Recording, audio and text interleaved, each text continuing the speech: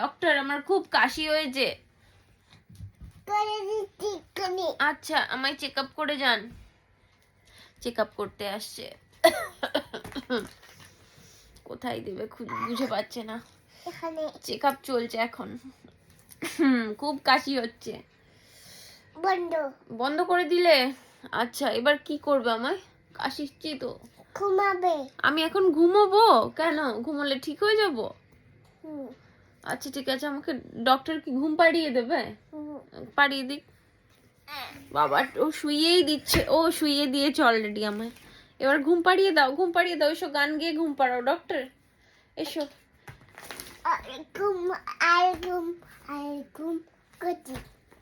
আচ্ছা আমি ঘুমিয়ে পড়েছি।